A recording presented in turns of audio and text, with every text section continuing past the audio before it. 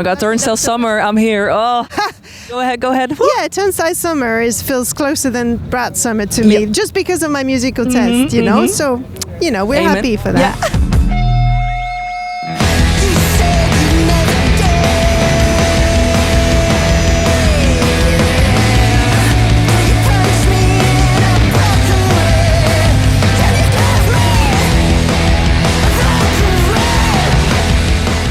Jehnny Beth, welcome to Hello. Down the Rabbit Hole Festival. Lots to unpack. You're super busy, super talented, doing all these different things together. So I'm gonna check some of my topics I would like to discuss with you. Okay, let's go.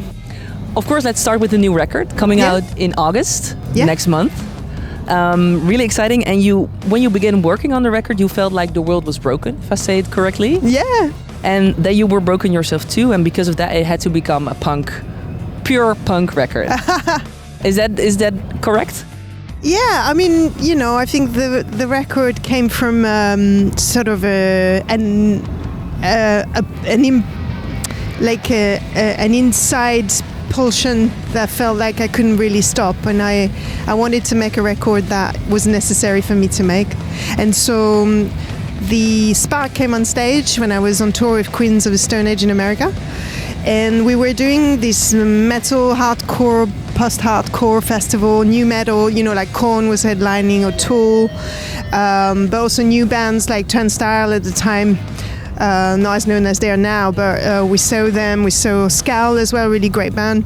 So, but the crowd of those festivals really woke me up because we had the same language, and I hadn't toured in America for a while because I was supposed to tour during COVID time.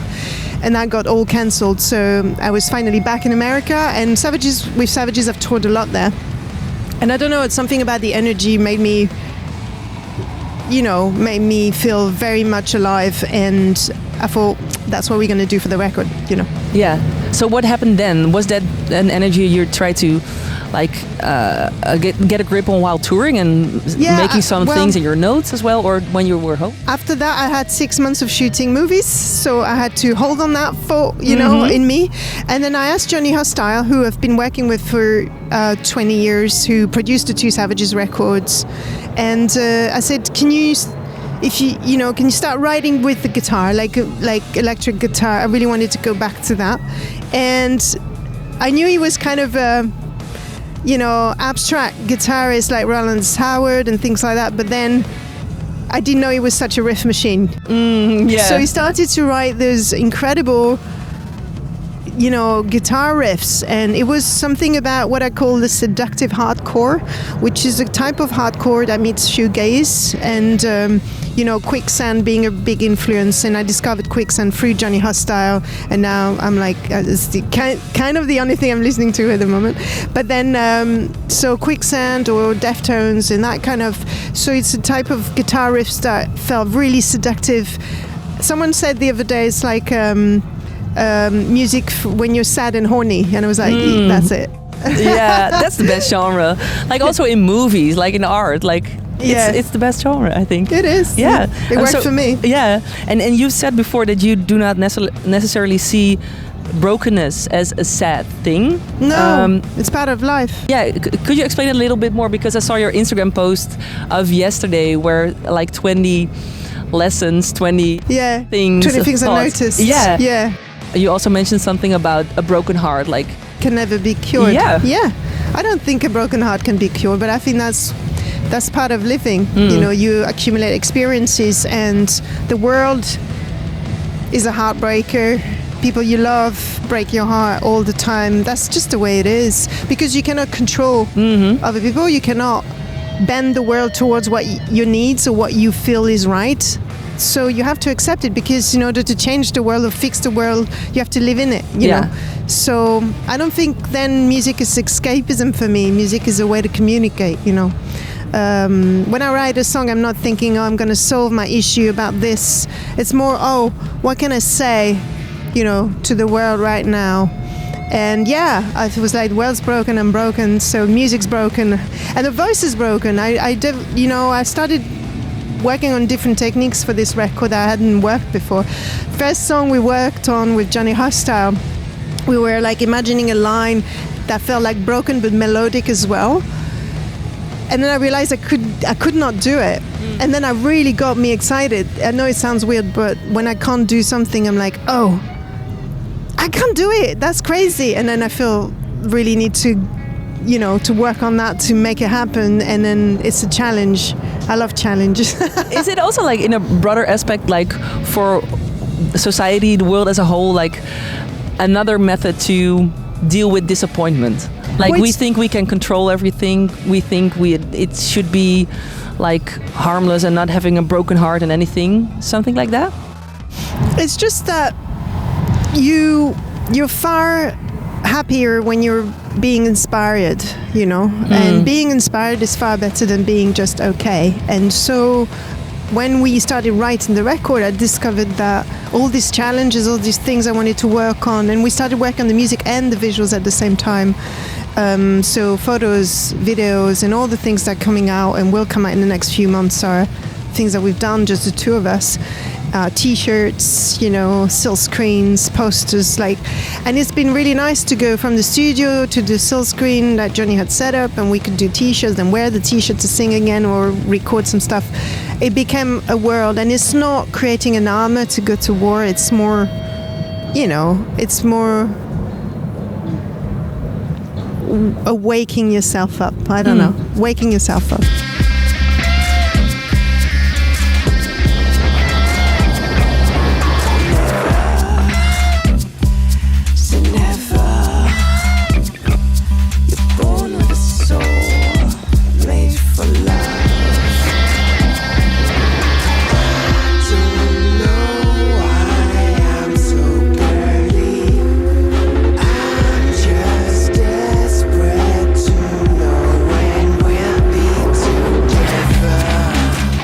Today, we also have to chat about your DJ set. Of course. Because I feel a lot of FOMO that I missed out on Freaky Dancing in Utrecht, where you did the DJ set, and I just saw the footages of the Sextile push-ups, all the That's true. all the brilliant tracks that you played. I do push-ups and DJ sets. Come. As you should with that track. It's amazing. Sextile record, amazing by the way.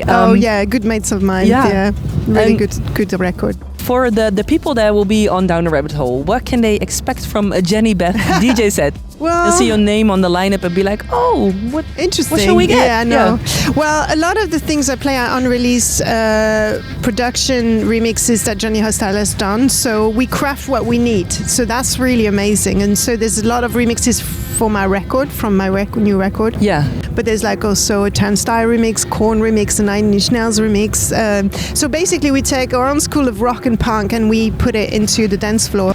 And then I play, some Underworld. They played last night here, so amazing. Big fan. I play some Sextile. I played. So then I mix with Trent Muller, different artists that I love and who are my friends as well. And so I guess when I was 15, I went to see in a festival Too Many DJs. Do you know them? I was going to mention it. Yeah. So basically, that inspired me so much because I was dancing to, and then Iggy Pop on the vocal with Iggy Pop vocal or Velvet Underground sort of sample. Yeah. And that felt great because it was like a different culture brought to the dance floor. So it's kind of, I'm taking that flame and I'm carrying on with it. What kind of a nightlife club or person are you yourself? Because what you describe, it's what I love, that the genres like more maybe rock based and electronics come together and blend together, because sometimes we narrow people in, they go to live shows, they go to clubs, like very black and white. Not anymore. I feel like the young people, I know a band called Enola Gay. I don't know if you know them. They're from Ireland. They play my TV show Echoes in Paris.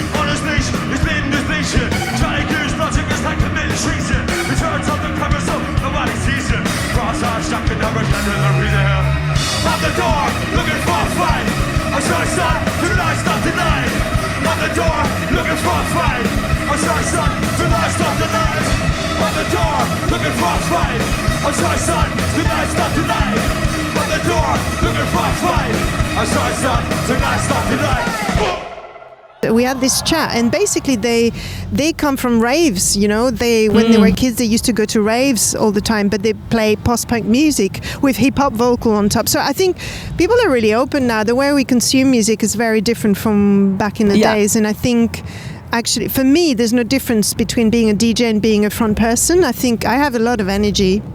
Period. So I've got energy to give, and music gives me energy. So basically, I just do the same thing, which is to translate how to sweat, feel, the music, and communicate that to an audience. That's kind of what a front singer does. Yeah. Just want to say there's Sebastian there from Viger Boys. Oh, are they going to go on a speedboat? I think. Of mine. Yeah.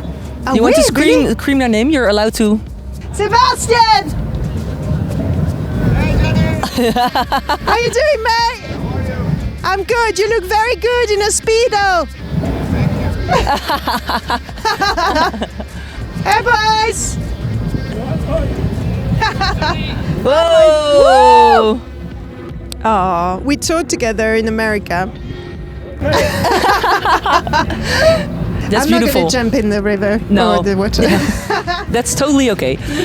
I love what you said, because you described that for you as a DJ and a front person in a live band, it feels the same like seeing how people interact, how they react to the music. Is that, how would you describe it during a DJ set? For example, 1 hour, and how much do you prepare and how much do you go into the moment with switching the songs?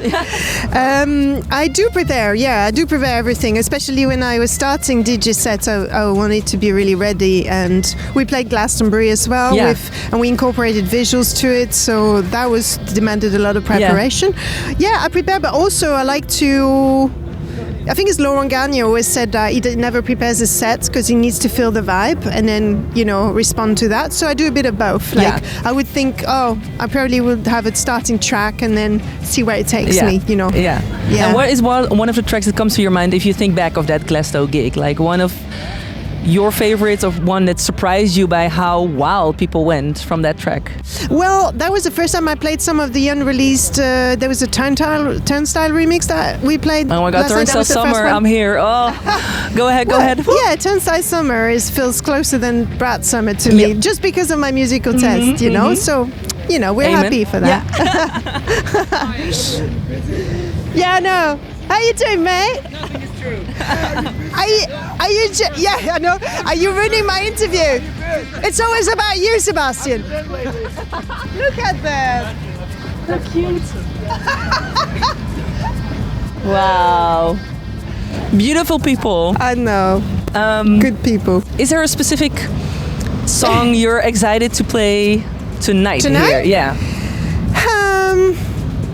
Yeah, there's a remix of Broken Rib, which is the first single we put out for the new record, You Heartbreaker You. So I like to play it because, it's really aggressive.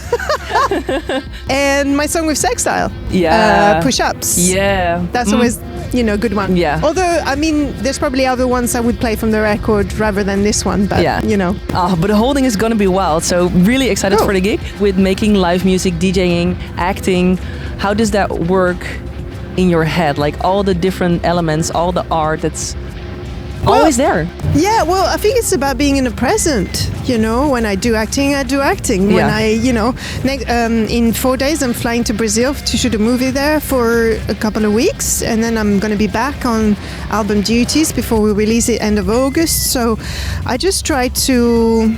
I also have to learn Brazilian right now. Portuguese. So, I try to fragment times. I think when you have to work... For example, before I came here, I was in my hotel room. I did some rest and stuff, but then I was listening to a Brazilian radio because I need to hear the melody.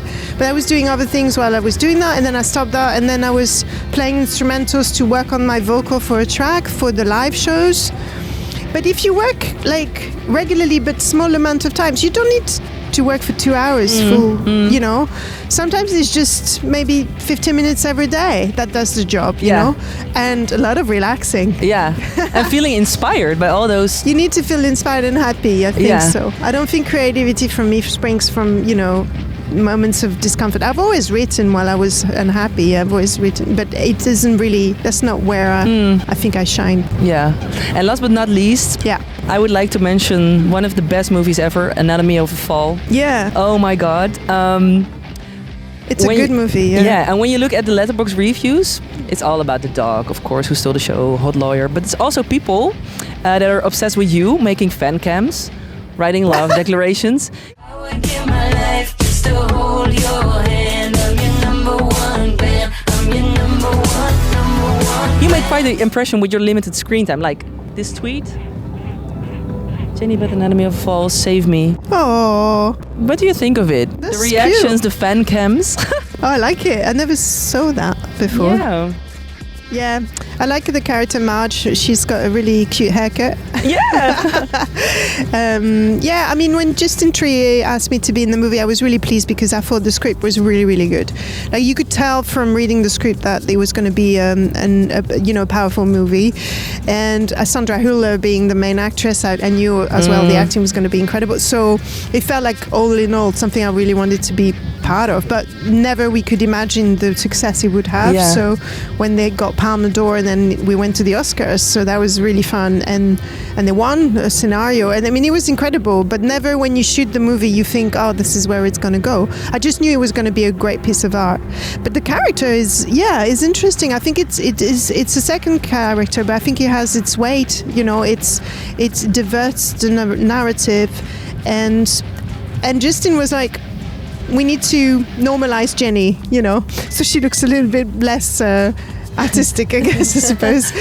So that's often what happens with directors.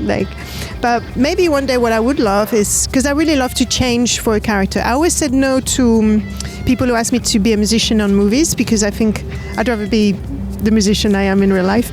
But it would be interesting. Yeah, but it would be interesting for a director to use the energy I have live or I have in my music but in a character.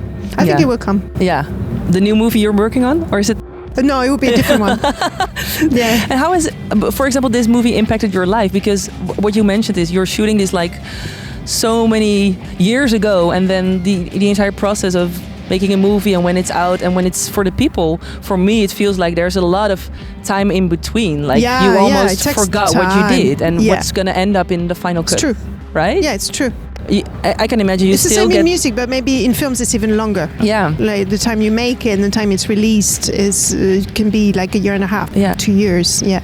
I can imagine you still receive messages or reactions because for of Anatomy of a Fall. Yeah. And for other movies, I mean, it's been wonderful. I just did a movie in France called Different, where I play an autistic character who has who is on the spectrum, and a lot of people are saying, people who are concerned by it and touched by it, and so it's. I think movies are again another great way to communicate with the broken world. Yeah.